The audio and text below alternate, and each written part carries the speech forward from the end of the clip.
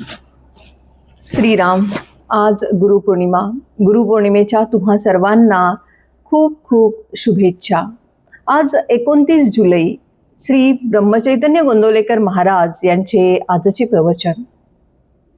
मला कुणाचे दुःखच पाहवत नाही.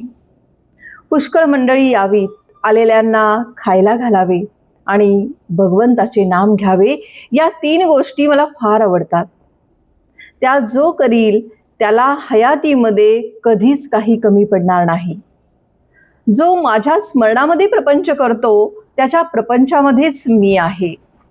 माझ्या माणसाने प्रपंचामध्ये हेळसांड केलेली मला आवडायची नाही. उलट इतरांच्या पेक्षा त्याने जास्त दक्षता दाखवली पाहिजे. कमी आहे त्याची काळजी न करता, जास्त असेल तर त्याविषयी ममत्व न ठेवता जो येईल तसा खर्च करावा, तो मनुष्य ते मला सर्व देतो. मला विकत श्राद्ध घ्यायची सवय आहे. मला स्वतःला प्रपंच करता आला नाही, पण दुसऱ्याचा मात्र चांगला करता येतो.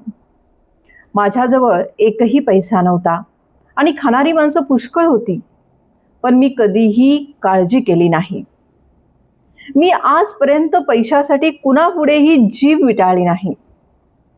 उद्या जर कोणी 1 लाख रुपये माझ्या नकळत माझ्या उशाशी आणून ठेवले तर मी ते विष्ठेसारखे बाजूला सारीन आणि स्वतःच्या श्रमाने 4 आणे मिळवून पोट भरीन.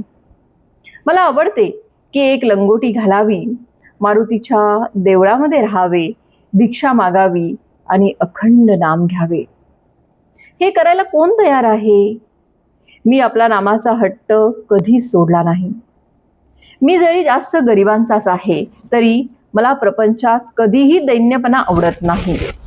दुसऱ्याकरता निस्वार्थीपणाने भीक मागण्याची मला कधीच लाज वाटत नाही. व्यावहारिकदृष्ट्या माझ्याकडे एकच दोष आहे आणि तो म्हणजे मला कुणाचेही दुःख पाहवत नाही. माझ्यामध्ये प्रेमाशिवाय दुसरे काहीच सापडणार नाही. माझ्यातले प्रेम काढले तर मी नाहीच. मला फक्त आईच्याच प्रेमाची कल्पना आहे. माझ्याकडे येणाऱ्या माणसाला माहेरी आल्यासारखे वाटले पाहिजे आणि तो परत जाताना त्याच्या डोळ्यामध्ये पाणी आले पाहिजे. दुसऱ्याला आपला आधार वाटला पाहिजे. मी असून काहीच होत नाही. ज्या गोष्टी घडायच्या त्या घडतच असतात, पण आपण असण्यामध्ये एक आधार आहे असे इतरांना वाटावे. माझे आता किती दिवस राहिले आहेत कुणास ठाऊक. मी पुढे असो वा नसो, जे मी सुरुवातीला सांगितले तेच मी शेवटीही सांगतो. तुम्ही कसेही असा, पण भगवंताच्या नामाला सोडू नका. रामरायाने तुम्हा सर्वांवरच कृपा करावी ही माझी प्रार्थना आहे. तुम्ही माझ्यासाठी इतक्या आपलेपणाने कष्ट करता याची मला जाणीव आहे. या कष्टाचा मोबदला रामरायाच तुम्हाला देईल. तुम्ही सर्वजण आनंदात राहा, हा माझा तुम्हा सर्वांना आशीर्वाद आहे. आजचे बोधवचन. माझा असा अनुभव आहे की जो मनुष्य आपले आहे ते रामाला देतो त्याला राम पुरवितो. जय जय रघुवीर समर्थ.